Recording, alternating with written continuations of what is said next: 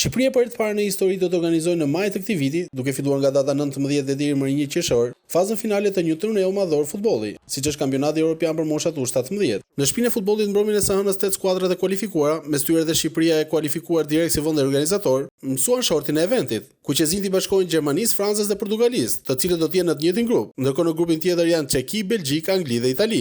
Faza finale e këtij turneu do të luhet në 4 stadiume në vendin tonë, në Arenën Kombëtare në Tiranë, Elbasan Arena në Elbasan, Arena Ignatia në Rogozhin dhe Niko Dovana në Durrës. Për të parë ne organizojmë një turneu final të një kampionati evropian. Vazhdojnë përgatitjet për të qenë të suksesshëm me 19 maj. Por nga pikpamja organizative jam shumë i sigurt që do jetë çdo gjë perfekt, siç ka qenë perfekt deri sot. Ndërkohë trajneri kombëtar e son U17 Andrea Tedesco, nisur edhe nga emrat e kundërshtarëve që do të kemi thekson se kuqezinjtë e vegjël, kjo do të jetë një eksperiencë më tepër se sa një mision rezultatesh sportive.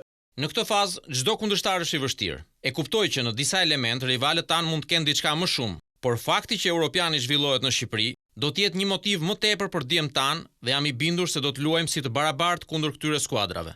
Shqipëria do të luajë ndeshjen hapëse të këtij kampionati evropian U17 ndaj Portugalisë më 19 maj në stadiumin Arena Kombëtare në orën 18, ndërkohë që finalja e madhe do të luhet më 1 qershor në stadiumin Arena Kombëtare në Tiranë. Ndërkohë që ky event do të ketë 2 ambasadorë përfaqësues, Valbona Selimllari dhe ish mesfushori kuqezik Klaus Gjasula.